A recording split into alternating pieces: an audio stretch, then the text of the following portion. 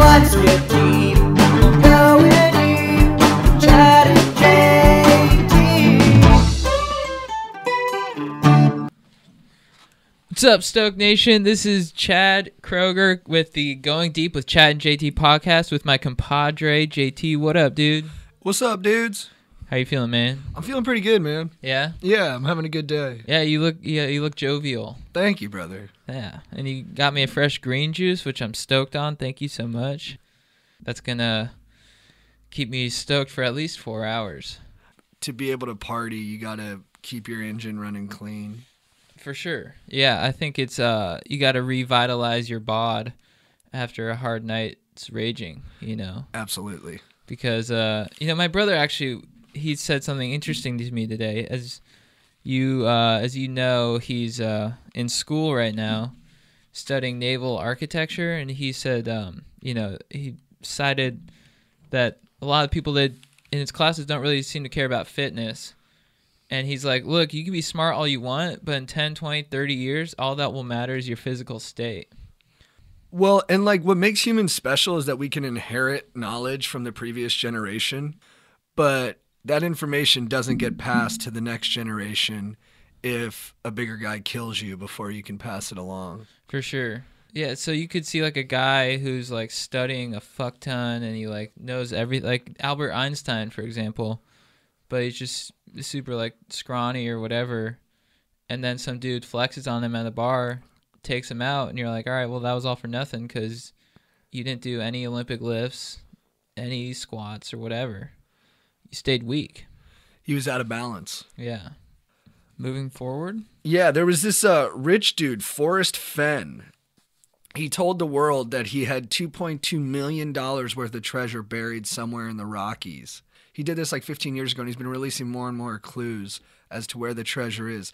The issue is 4 people have died in pursuit of the treasure. Most recently, like a couple days ago, a guy took a tumble down a mountain chute. So a lot of people are upset at Forrest because they're like, look, you told all these people there's all this treasure out there, and now the consequences of it is 4 dead people because they're trying to find this treasure. They just think it's unsafe for him to have done this. Like, it's like a real life treasure hunt. I mean, I'm always up for adventure.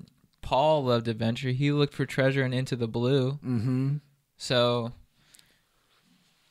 I think it's a bummer that lives are being lost looking for the treasure, but I think that's what, you got to be willing to pay that price to go on that kind of an adventure. I mean, what's the point of a treasure hunt if you're not putting yourself at risk? So you don't think Forrest Fenn should be held accountable or punished at all for these 4 deaths?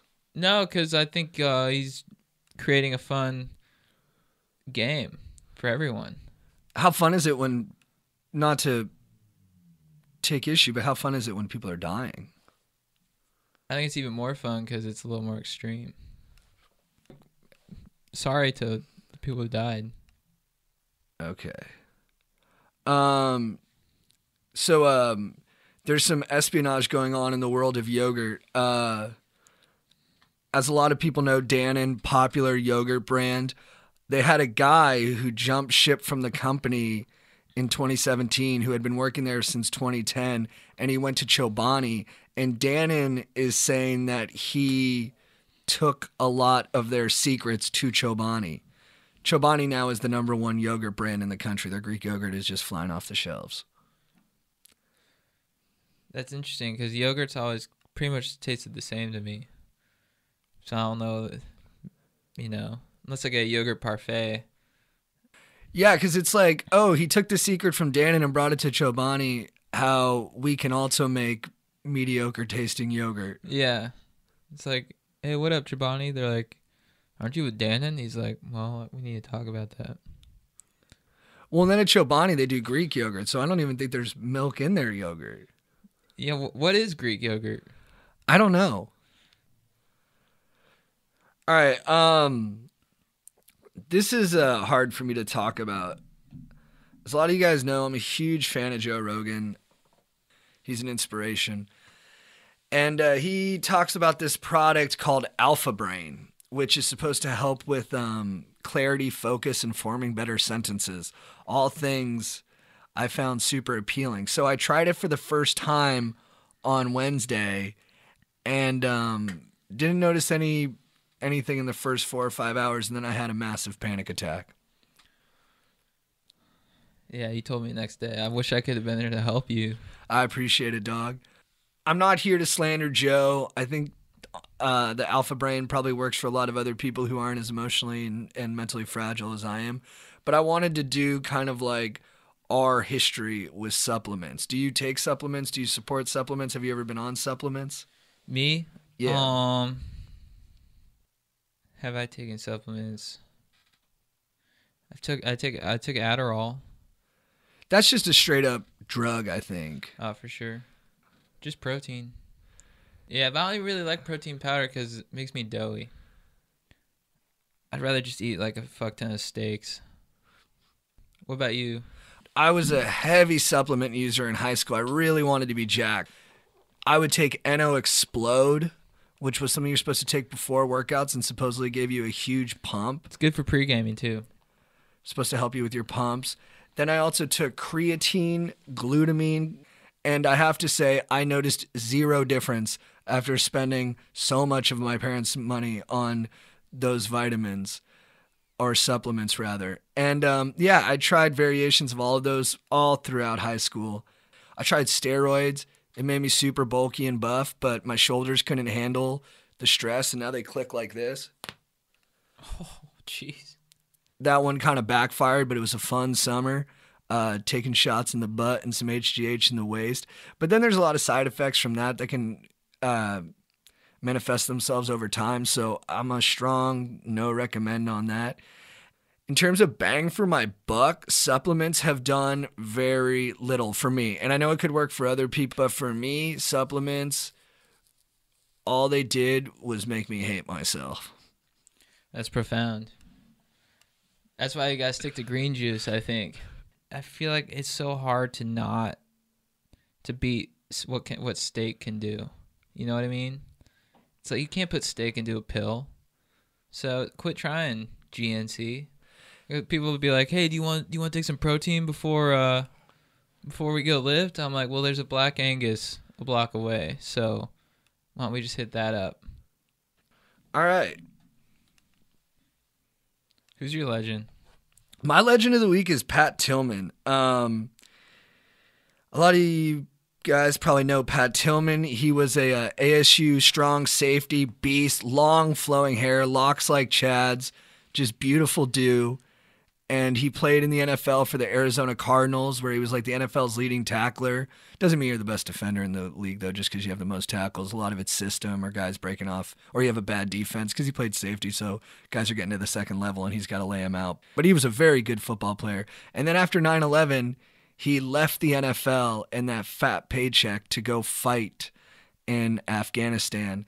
And then he was killed in Afghanistan. Initially, people said he was killed by the Taliban in a gunfight, but his family went through the records and stuff and fought for the truth. And it turned out that the government had lied. He was actually killed by friendly fire by other guys in his troop. And they just mistook him for somebody else and they killed him. But his family fought hard for the truth, even though, the perception at the time of his death was like the most heroic one possible. But in the long run, it was even more heroic because his family chose the truth over glory. And I just think he's a guy who always put his personal ethics in front of personal rewards. And I think that's something to aspire to. Like, he really put his money where his mouth was. And yeah, I just have a great deal of respect for him. I think he was and is and will remain a hero in my eyes and in the eyes of the public. So thank you, Pat, for your sacrifice, and thanks for just being a badass dude who tried to do everything. Beef or babe?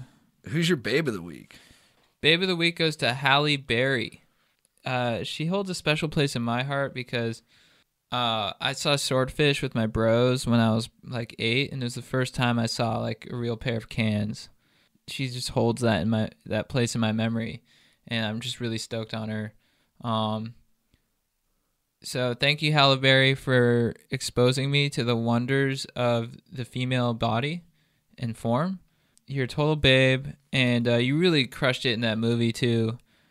Ginger was just like such a unpredictable character. I didn't know what was going on pretty much the whole movie, and I still don't really understand the ending. So props to you for just creating that mystery. And that movie was funny because it was like, I think it was before 9/11, so it was a weird time in Hollywood where they made terrorists sexy. Yeah. I think they stopped doing that after 9/11, but like John Travolta's an international terrorist, but like he just like clubs all the time and drives like an Aston Martin, and It's like, damn, I want to be a terrorist. yeah, and has like slicked back hair and like just hangs out at the discotheque. Yeah, dude, his hair was fire in that. Do you think they? I always wonder if they're like, all right, you gotta play this part, and you also gotta have this haircut. And he's like, I'm gonna need $5 million extra to do that haircut. And is also his flavor saver that went all the way down to his like Adam's apple. That was intense. And then I also liked when Hugh Jackman, believably playing a hacker at 6'4", 220, John Travolta's like, prove to me you're the best hacker. Crack into this thing that typically takes 10 hours. You have 1 minute while you get a BJ. Yeah. And then a girl starts blowing him, and Hugh Jackman's hacking, and then he just goes, the BJ's so good. He goes, oh, God damn it.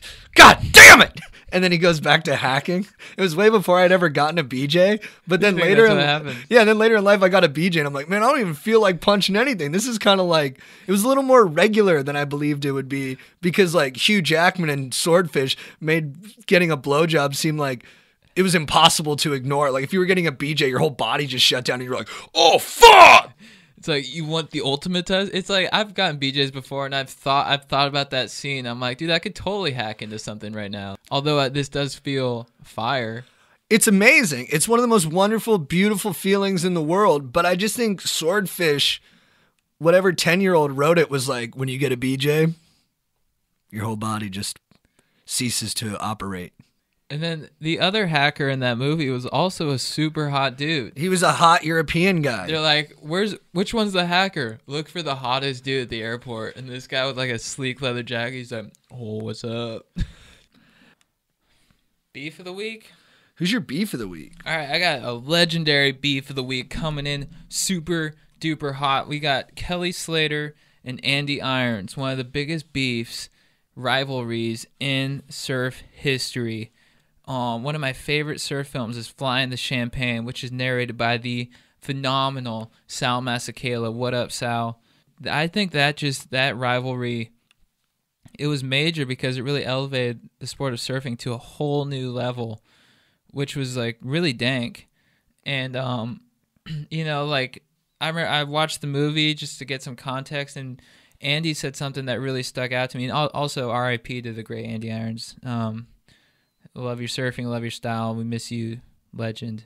He says, there was a time when I would go to bed at night thinking of ways to punch Kelly Slater in the face, which is that's a heavy thing to say. I mean, but yeah, they settled their differences, and I believe 2009 when this movie came out, and had like a really solid surf session, the mental wise, and like I think when they both got barreled with each other, I think that was like, all right. Props to the beef we had that both elevated our games to like a legendary level, but like let's be boys now. And so I'm super glad that they reconciled their differences and just like two kings at the top. Yeah, there's a fly in that champagne, but let's chug it now. My beef of the week is Kim Cattrall and Sarah Jessica Parker from Sex and the City.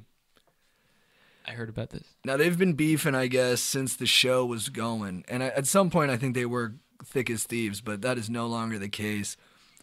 Kim Cattrall, tragically, her brother passed. And then Sarah Jessica Parker sent out some love on Twitter saying, hey, like, sorry for your loss. You're in my thoughts. I care for you deeply. And Kim took a break from her mourning to write back, don't extend your condolences to me to make yourself look like the good person you so desperately want to be. We're not friends. I mean, that is as savage as it gets. It just pains me too, because I watch Sex and the City with my mom sometimes back in the day. It just pains me to know that whole squad was not as tight-knit as they made it out to be. You know? I That's feel what I'm you. trying to say. No, I feel you 100%. It's tragic. All right, should we get into some questions? Yeah. Let's do it.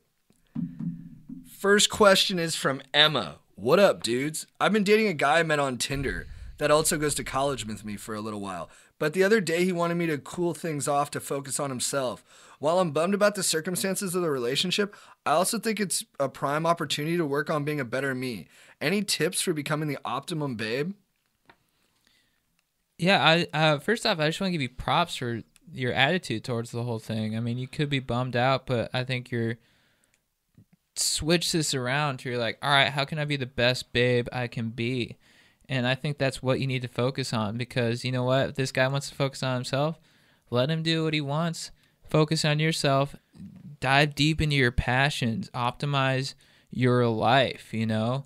And then some dude who matches your level in like all respects of levels will come along and he'll be like, whoa, because I took this time to become the best babe I can be, some dude who's like as big of a babe as I am came along, and now we're going to create this bond that's going to last through the centuries. In terms of tips for becoming the optimum babe, I would say, like Chad was saying, zone in on what your passions are and just try to propel yourself as deeply as possible into those, and really find your creative, personal, and professional nirvana.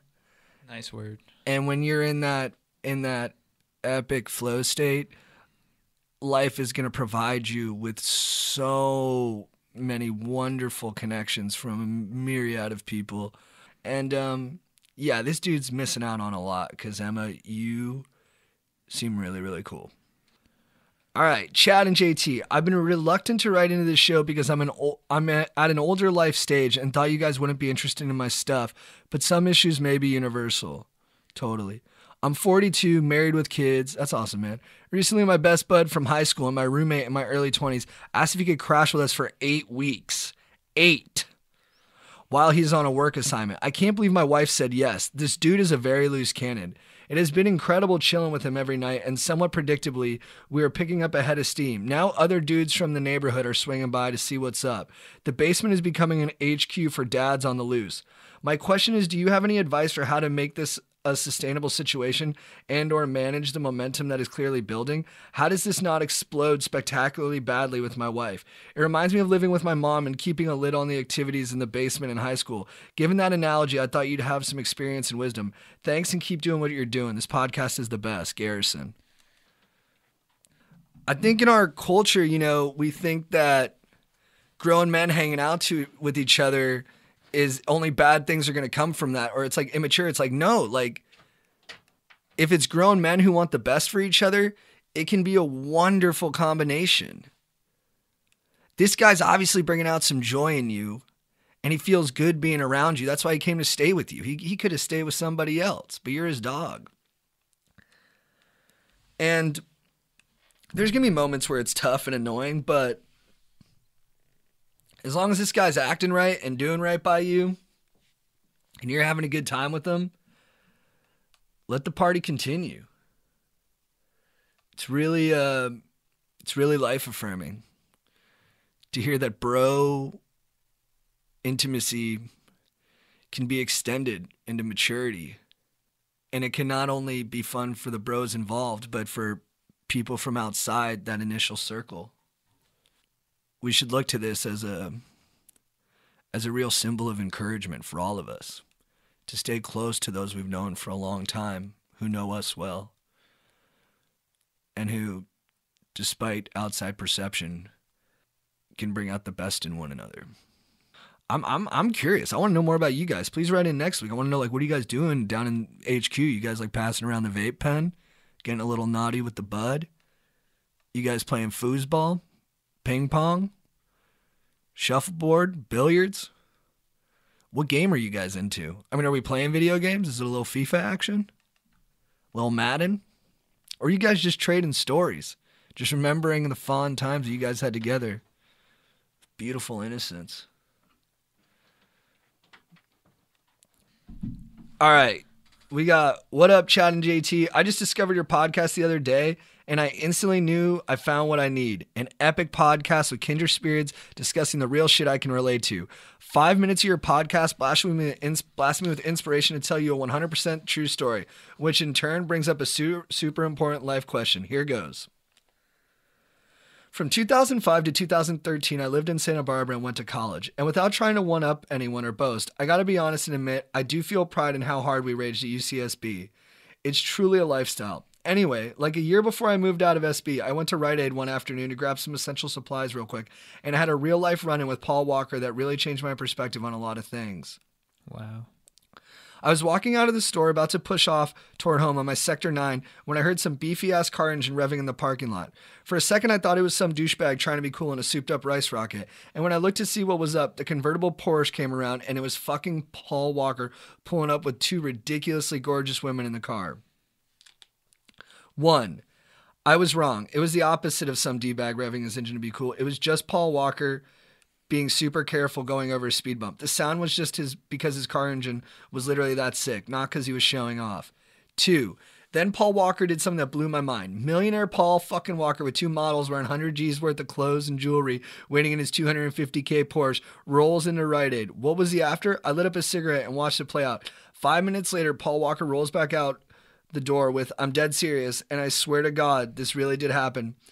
Two racks of Keystone Light, 230 racks of Keystone Light, and a bag of red Solo cups." My man. Dude, this story is fucking phenomenal. Amazing.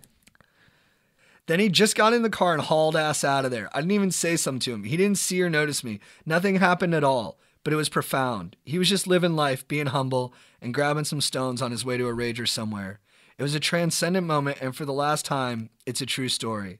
Anyways, that's my real life tale of Paul Walker. If you guys ever do a segment about real life Paul Walker stories, I'd love to hear you guys analyze and find the deeper meaning of that one. I know I've thought about it quite a bit over the years on my journey towards enlightenment. With that, here's my question for you guys. Given what we now know about the humble taste of Paul Walker, the man who could have bought anything in the world and could have any beer he wanted, but proudly walked out with 60 stones like your everyday college kid trying to catch a buzz, my question is, what is your guys' beer of choice when you're throwing down at a barbaric backyard rage fest? Thanks and peace out. Ivan G. Well, dude, first off, I think that just goes to show that Paul was in both worlds at the same time. You know, it's like Lao Tzu says, there's find the middle way. I think he found the middle way. In the Rudyard Kipling poem, If, he says, "If you can walk with kings but not lose your common touch." He's a man of the people. And what do I choose for a rager? Well, I would say, it's a tough one because I usually go with stones if we're playing like Beer Die or Beirut or any of those solid games. But then, if it's more just like a chillin' vibe, I would go with Bud Light.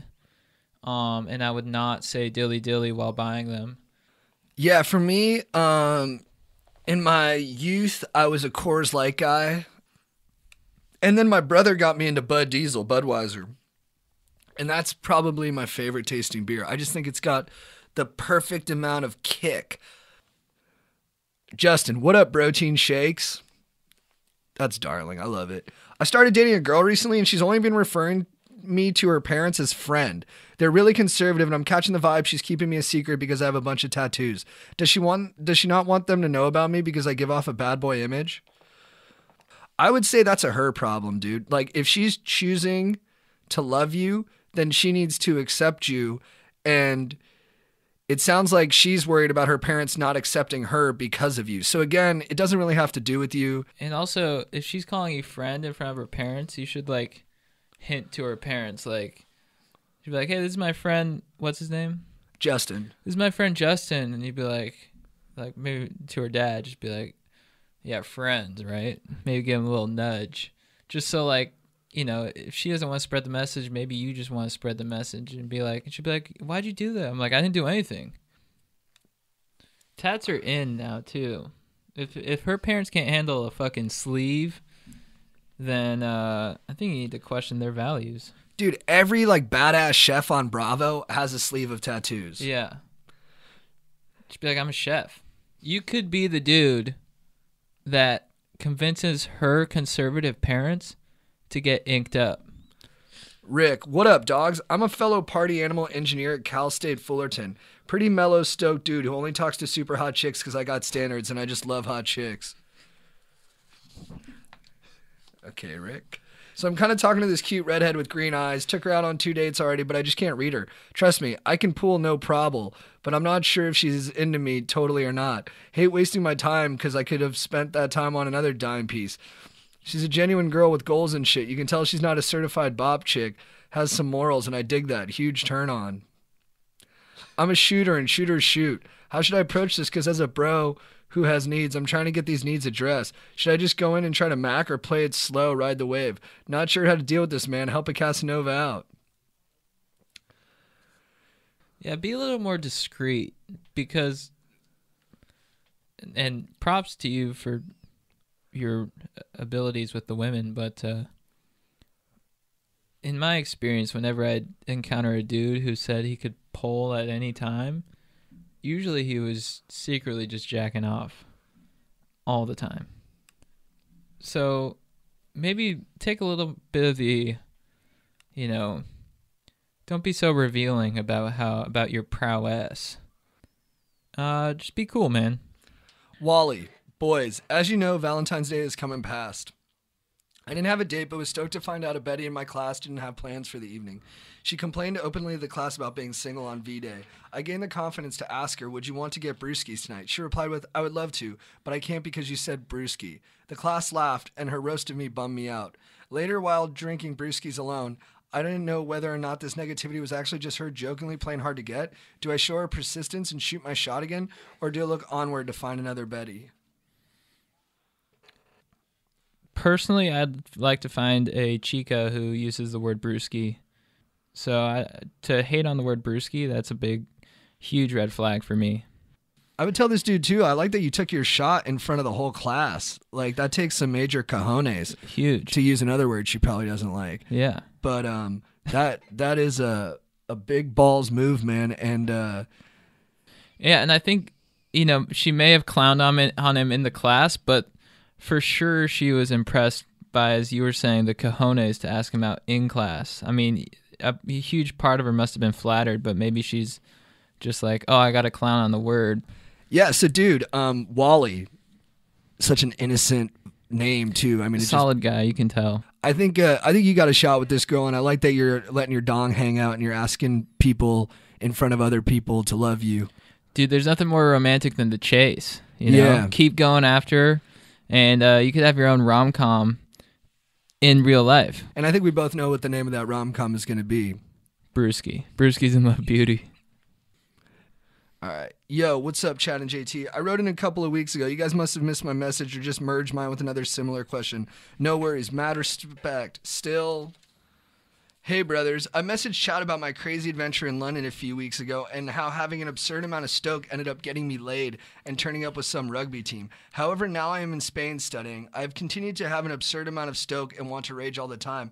The problem is I've been going to bars or clubs raging with Spanish and American babes, then going back home at 6 or 7 a.m., then going to class at 9. So the lack of sleep seems unhealthy. Not sure if I should be worried. The main problem is the funds. Do you have advice on how to ball out on a budget? Love what you guys do. Big fan. You want to look for the balanced life. You want to make sure you have balance in there and have your fun, but don't get too partied out. It's like in the NBA, they don't play 4 games in 5 nights anymore because by the last game, the players are like on dead legs and nobody can dunk. So I'd like to see you 360 slam it. So maybe to accomplish that, you need to rest a little bit, dog. For sure. And with the funds too, I think the biggest lesson I learned when it comes to low funds is you don't have to buy drinks at the bar. Pre-game, hard. That's the biggest thing for me. Usually I get a plastic handle of vodka and like a 2 liter of squirt, and we would just pound it watching like Julian Wilson's surf movie or something. Yeah, man, I think that's always the number one is just rage at home before you go out. What up, dog? So there's this girl I've been snacking cheek with, and she has this weird thing where she gorilla grips my scrot and balls way too firmly. I want to let her know it's not cool to yank my coin purse that rough, but I don't want to sound like a puss. How should I approach this situation? Without boundaries, like in football, players would just run sideways forever. Yeah. You need boundaries to know what the field of play is, and once you have that established, you can have a really good game. You score the touchdown upcoming. Yeah, exactly. But you can't do that unless you're directing players from running too far away.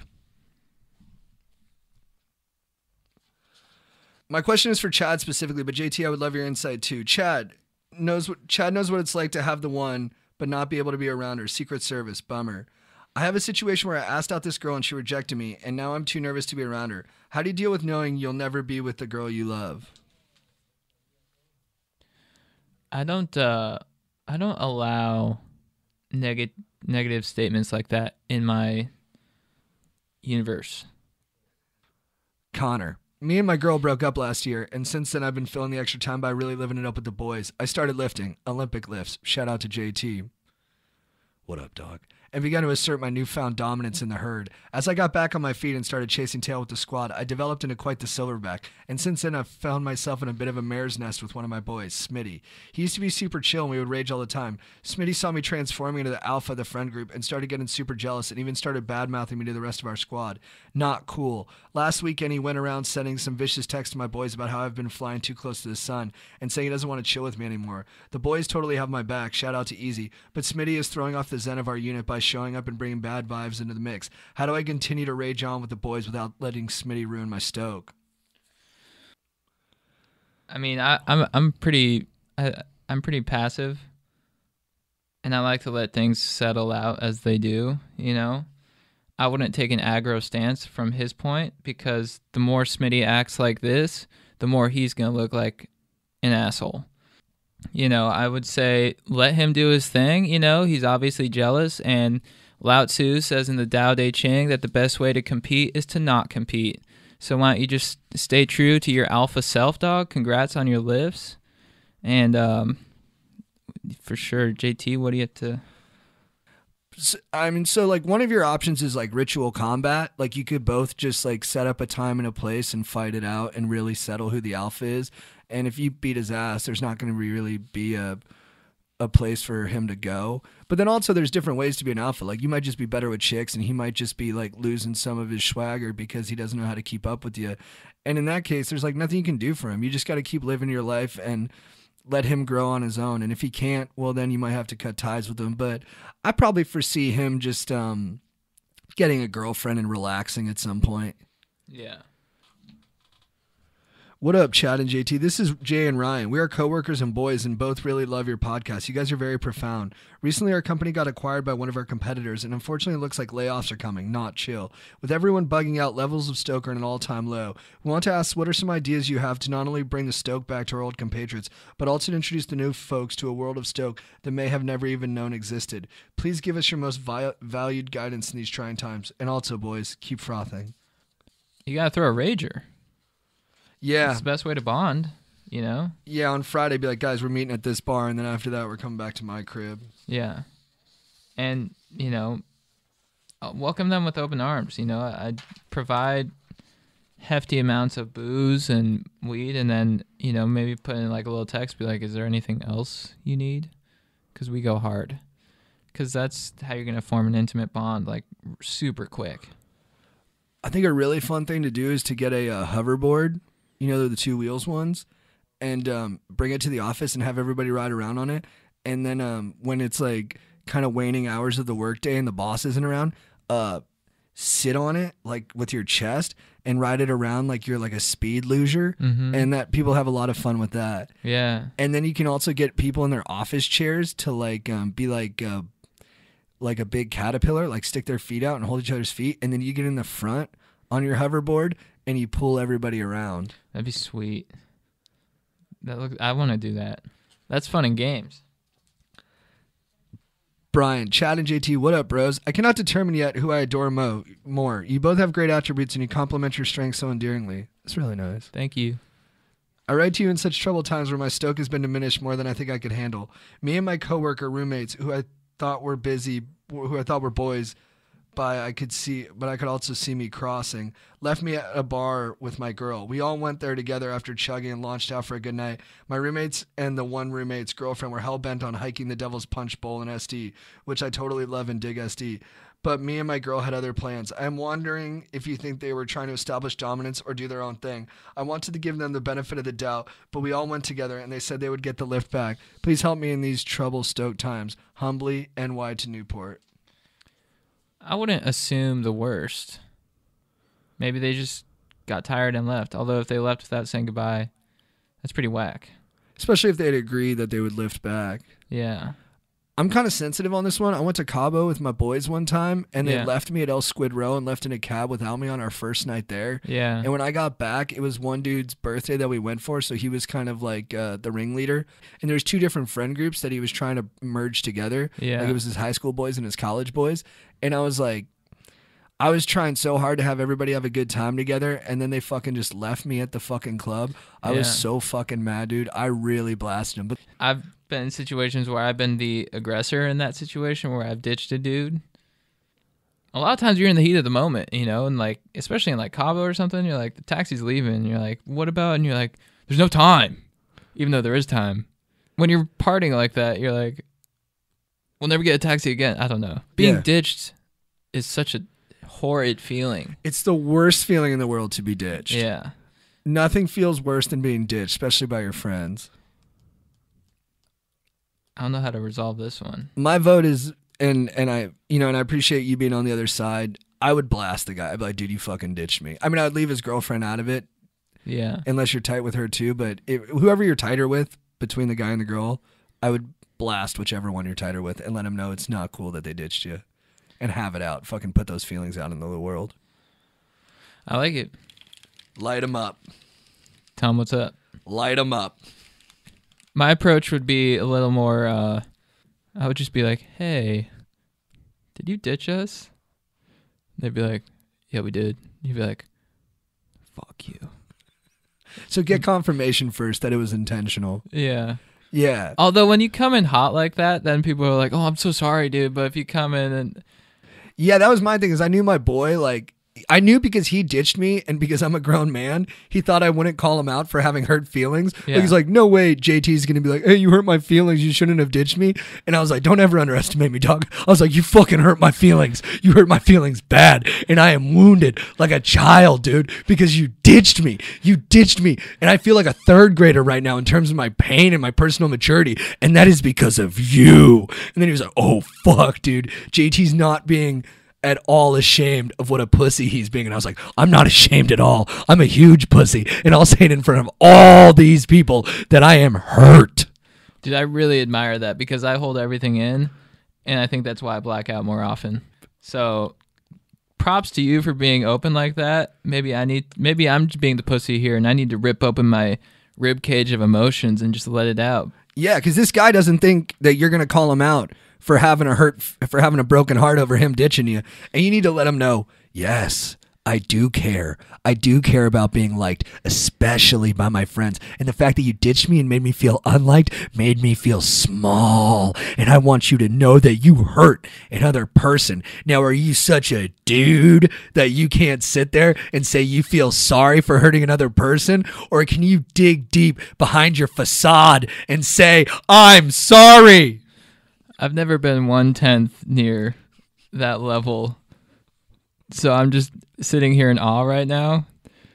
And I just want to give props to the guy who wrote this question. Thank you for your compliment up top. And also, beautiful compliment. And also, you're kind of making me think about my own life and how maybe I should be more open about my emotions because I do black out a lot. And maybe there's something behind that. This guy sounds sweet, right? He sounds like a sweethart. I Yeah. love him. I love you. him too. I love you, Yeah, dude. and you came up top and you were paying us compliments about how Yeah. we're both great. You're seeing the best in people. You gave your friend an opportunity to be the best he could be. Yeah. You're even open to the other stuff that they wanted to do. You're like, yeah, SD's fun. The Devil's Punch. It's all, I mean, I didn't know what the fuck he was talking about. Yeah. But he understands it. He says it's all fine and good, even though he's not that into it. Yeah. And then your fucking friend took you for granted that you're such a nice guy, and he fucking ditched you. And when someone ditches you, the way you get them back is you let them know, mission accomplished. You hurt me. you fucking bitch, you piece of shit. Dude, I remember one time I tried to come in hot because I thought some dude in college stole my couch, you know? And so I come in, I'm just like, this is like the hardest I ever went. I was like, you fucking piece of shit, you fucking piece of shit, you stole my couch. He's like, no, Derek has it. I'm like, fuck, I should never be open again. Wait, why did Derek have your couch? I don't know. I don't remember. I was so blacked out that whole year. I don't even fucking know. And then I was like, you know what? Keep it closed, Chad. Keep it closed. So you went out on the wire one time. You were like, I'm going to let it all hang out. Yeah. And you missed. I'm like, it's time to show the world who I am. And they're like, this is not your time. And I'm like, fuck. Right. Well, so I think you gotta miss again until you hit the target. I'm scared, dude. No, you got this, dog. I'm scared. No, you got this. You're right. I'll lay it out more. Thank you. And thank you. What's his name? Rick. Thank you, Rick. You're a legend. No. Rick was the guy who says he bones a bunch of chicks. Never mind. Rick was the guy who's like, I'm a shooter and I fuck. And we're like, all right, good to meet you. All right, guys. Thank you so much for joining us on episode 7 of the Going Deep with Chad and JT podcast. Check us out on our Patreon. We're going to be putting out bonus episodes each month and then extra audio content and video content. So check that out. Patreon, Chad Goes Deep. Check out our website. Keep writing in questions. We love them. I'm sorry if we don't get to your question, but we're trying to get to all of them. So keep writing in. Thanks for all your support, guys. We love you. And shout out to Jermaine Parra at the Scorched Earth podcast. Yeah, suck it, dude. Yeah, just eat a dick. And Num num. But check out the Scorched Earth podcast, but eat a dick, Jermaine. And yeah, JT, you wanted to say anything? Yeah, have a fun weekend. Keep it fun. Thank you, guys. What's with me?